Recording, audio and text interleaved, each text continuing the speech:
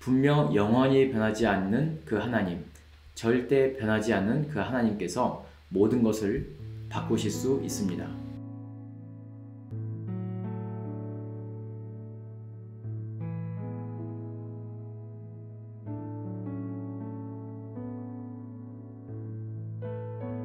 안녕하세요. 말씀 묵상과 영화 감상 오늘의 상상입니다. 오늘은 성경 인물 야곱을 통해서 나를 찾는 여행이라는 주제로 그 세 번째 시간입니다. 사람이 살아가는 동안에는 끝없이 문제가 찾아옵니다. 그런데 나는 아무것도 안 했는데 문제가 찾아오는 것일까요? 아니면 내가 문제를 불러오고 있는 걸까요? 오늘 소개할 영화는 2012년에 제작된 라이프 오브 파이입니다. 이 영화는 뛰어난 영상미와 연출로도 매우 훌륭한 작품인데 내러티브에 있어서 관객들이 다양한 해석들을 할 수 있도록 많은 상징과 은유들로 이루어져 있습니다. 영화의 내용은 이렇습니다. 캐나다의 한 작가가 홀로 망망대해에서 227일간 표류했다는 피신 파테를 찾아갑니다. 그리고 그가 어떻게 생존할 수 있었는지 취재를 하는 거죠. 피신 파텔은 파이라는 소년의 이야기를 들려주면서 믿든지 말든지는 알아서 선택하라고 합니다. 그러면서 파이라는 소년의 이야기를 들려주는 거죠. 인도에서 동물원을 운영하는 파이의 가족들은 화물선에 동물들을 모두 태워서 캐나다로 이민을 떠나는 중에 거대한 폭풍우를 만나 완전히 난파되게 됩니다.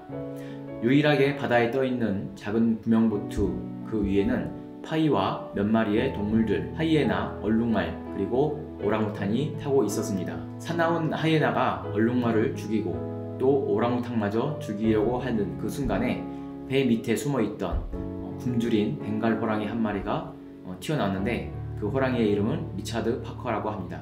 구명보트에는 오직 파이와 그리고 벵갈 호랑이 리차드 파커만 남게 되는 것이죠. 우리 영화의 주요 장면을 보도록 하겠습니다. My name is Pai Patel. I have been in a shipwreck. I am on a lifeboat alone with the tiger. Please send help.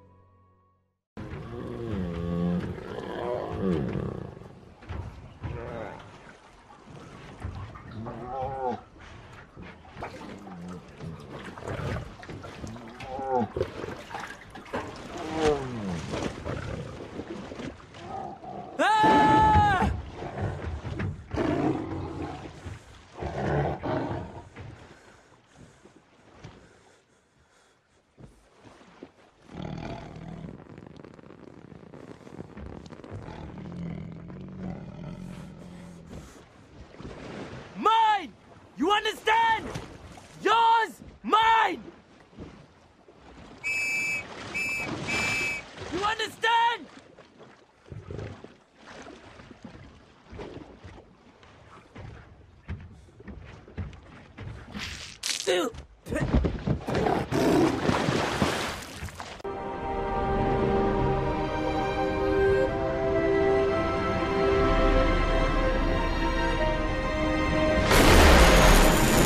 Praise be to God! Lord of all worlds, the compassionate, the merciful! Don't hide yourself! He's come to us! It's a miracle! Come out and see God, Richard Parker!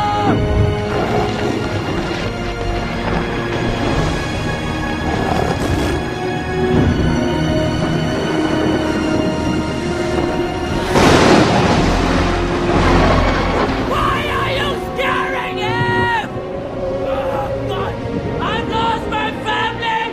I've lost everything! I surrender! What more do you want?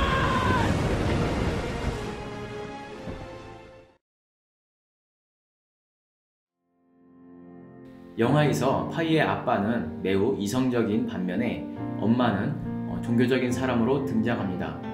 파이는 힌두교, 기독교, 그리고 이슬람교 세 개의 종교를 믿고 있었는데 그 아빠는 파이에게 말하기를 세 개의 종교를 믿는 것은 하나도 믿지 않는 것과 같다라고 이야기합니다. 이 영화를 해석하는 영화 유튜버 중에 팝컨트리라는 채널에서는 이 영화가 실존과 생존에 대해 다룬다고 이야기합니다. 그래서 프로이드의 에고와 이드에 관해서 설명하는데 저도 꽤 많이 공감을 했습니다.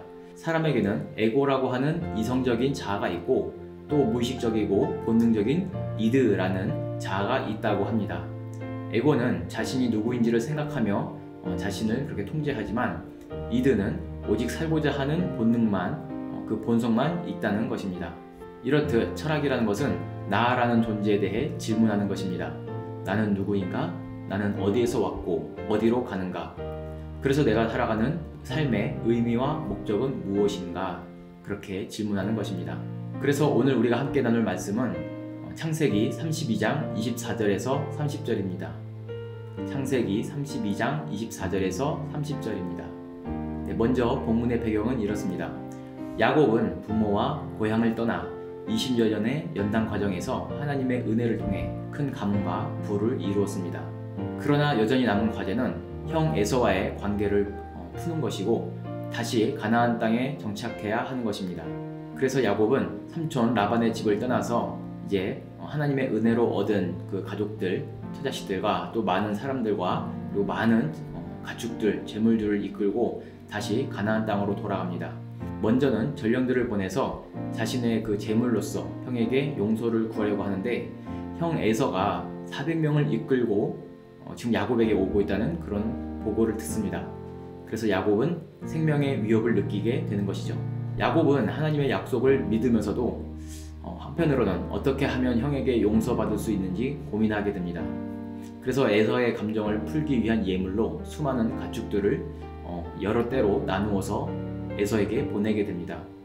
그러면서도 또 그의 종들과 또 아내들과 자녀들, 심지어 사랑하는 라헬과 요셉도 앞서서 형에게 보내게 되는 것입니다. 이제 맨 뒤에 홀로 남은 야곱은 수십 년을 정직하게 그리고 성실하게 살았지만 생명의 위협 앞에 모든 것이 무너지고 맙니다. 야곱은 이제 하나님께 인정받을 만큼 변했다고 생각했는데 야곱은 여전히 야곱이었던 것입니다. 우리 함께 본문을 읽도록 하겠습니다. 야곱은 홀로 남았더니 어떤 사람이 날이 새도록 야곱과 씨름하다가 자기가 야곱을 이기지 못함을 보고 그가 야곱의 허벅지 관절을 치매 야곱의 허벅지 관절이 그 사람과 씨름할 때에 어긋났더라. 그가 이르되 날이 새려하니 나로 가게 하라. 야곱이 이르되 당신이 내게 축복하지 아니하면 가게 하지 아니하겠나이다. 그 사람이 그에게 이르되 내 이름이 무엇이냐? 그가 이르되 야곱이니이다. 그가 이르되 내 이름을 다시는 야곱이라 부를 것이 아니요 이스라엘이라 부를 것이니 이는 내가 하나님과 및 사람들과 겨루어 이겼음이니라. 야곱이 청하여 이르되 당신의 이름을 알려주소서. 그 사람이 이르되 어찌하여 내 이름을 묻느냐 하고 거기서 야곱에게 축복한지라. 그러므로 야곱이 그곳 이름을 브니엘이라 하였으니 그가 이르기를 내가 하나님과 대면하여 보았으나 내 생명이 보존되었다 함이더라. 아멘. 야곱은 깊은 바 홀로 약복 강가에서 누군가와 밤새 씨름을 합니다. 옛날에는 그것을 천사라고 이해했었는데 문맥상 그분은 하나님이시고 또 편연하신 예수 그리스도라고 이해할 수 있습니다. 그가 야곱을 이기지 못하여 허벅지 관절이 어긋나도록 쳤습니다. 그래도 야곱은 그를 놓아주지 않는 것이죠. 결국 그 하나님은 그 요구대로 야곱을 축복하며 그 이름을 이스라엘이라 바꿔주었습니다. 그리고 야곱은 그와 씨름했던 곳을 브니엘이라고 이름하였습니다. 그래서 이스라엘이라는 이름은 바로 야곱의 이름이 이스라엘로 변화된 것이고 그 뜻은 내가 하나님과 및 사람들과 겨루어 이겼음이라는 뜻입니다. 그리고 야곱이 지은 그곳 브니엘이라는 곳은 내가 하나님과 대면하여 보았으나 내 생명이 보존되었다 라는 의미이죠. 97세 나이의 야곱은 처음 집에서 도망쳐 나왔던 자신의 20여 년 전이나 지금이나 여전히 죄책감에 두려워하는 것이 한심스러웠습니다. 세상이 바뀌고 환경이 바뀌고 다른 사람들이 바뀌어야 하는 것이 아니라 바로 나 자신이 바뀌어야 한다는 것을 깨달은 것이죠. 그래서 밤새 하나님을 붙잡고 그리고 자기 영혼의 문제를 붙잡고 씨름했던 것입니다. 우리 번역으로는 씨름이라고 하는데 영어 번역으로는 서양에서는 이것을 레슬링이라고 번역을 합니다. 얼마나 격렬하게 기도하며 얼마나 사력을 다해서 전심전력을 다해서 기도하며 씨름했는지를 알 수 있는 그런 대목입니다. 하나님께서는 그렇게 자신을 붙들고 씨름하는 밤새 기도하는 야곱의 허벅지 관절을 어긋나도록 세게 때려버립니다. 하나님께서 왜 때리셨을까요? 그것은 너는 내 것이야 라는 표시라고 할 수 있습니다. 그와 같이 나는 주님의 것입니다 라고 고백할 때 그 주님, 그 하나님이 바로 나의 하나님이 되는 것입니다. 하나님께서 야곱의 허벅지를 얼마나 세게 때리셨는지 야곱은 남은 평생을 다리를 절며 살게 됩니다. 그것은 우리 옛 어른들이 하는 이야기처럼 자식 이기는 부모 없다 그런 말처럼 우리 하나님께서 그 신자들의 하나님의 백성들, 하나님의 자녀들의 그 간절한 기도를 반드시 들어주신다라는 그런 의미를 내포하고 있습니다. 그래서 더 이상 야곱은 루저가 아니라 이스라엘이라는 승리자의 이름으로 살게 되는 것입니다. 이 본문을 좀 더 철학적인 개념으로 우리가 보자면은 아리스토텔레스는 신이라는 존재를 부동의 동자 혹은 원동자라고 이름했습니다. 그 말의 뜻은 자신은 움직이지도 않으면서 또 변하지도 않으면서 다른 존재들, 모든 존재들을 움직이기도 하고 또 변화시키기도 한다는 그런 존재라는 것이죠. 그것이 바로 신이라고 아리스토텔레스는 이야기하는 것입니다. 그처럼 사람이 의식의 각성이나 깨달음으로 나의 어떤 삶의 습관이나 태도를 바꿀 수는 있지만 나의 그 존재, 그 본성은 바꿀 수 없다는 것입니다. 오직 사람을 지으신 분이 바꾸셔야 가능합니다. 그래서 분명 영원히 변하지 않는 그 하나님, 절대 변하지 않는 그 하나님께서 모든 것을 바꾸실 수 있습니다. 야곱이라는 이름은 발 뒤꿈치 잡는 자라는 뜻으로 사람들이 지어준 이름이지만 그러나 이제 이스라엘이라는 이름은 하나님께서 지어주신 승리자의 이름입니다. 이것은 모든 악의 권세로부터 승리하신 예수 그리스도의 이름을 가지고 세상과 사람들 앞에 담대하게 나아가는 우리 믿음의 사람들을 예표한다고 할 수 있는 것입니다. 그래서 오늘 본문의 뒤쪽에 있는 창세기 33장 3절에 보면 야곱이 다리를 절뚝거리면서 맨 앞으로 나아가 형 에서를 만날 때 무슨 이유에서인지 형 에서가 야곱을 끌어안고 펑펑 울면서 다시 화해했다는 것입니다. 거기서 야곱은 에서에게 유명한 말을 하게 되죠. 형을 보니 하나님을 본 것 같습니다 라고 서로 펑펑 울면서 그렇게 두 형제가 서로 죽일 듯이 싸웠던 두 형제가 이제는 완전히 서로 화해하고 용서하며 하나가 되는 것이죠. 전도서 12장 1절은 이렇게 이야기합니다. 너는 청년의 때 너의 창조주를 기억하라. 곧 곤고한 날이 이르기 전에 나는 아무 낙이 없다고 할 해들이 가깝기 전에. 아멘. 작심삼일이라는 말처럼 우리의 결심과 열심은 그리 오래가지 못합니다. 다만 나는 하나님의 자녀다 라고 고백하는 사람은 그가 어디로 가든지 또 무엇을 하든지 하나님이 늘 함께 하신다는 그런 약속의 말씀입니다. 나를 지으신 그 하나님을 만날 때 진정한 내가 되는 것 잊지 말고 오늘도 주님 안에서 승리하는 저와 여러분이 되기를 바랍니다. 감사합니다.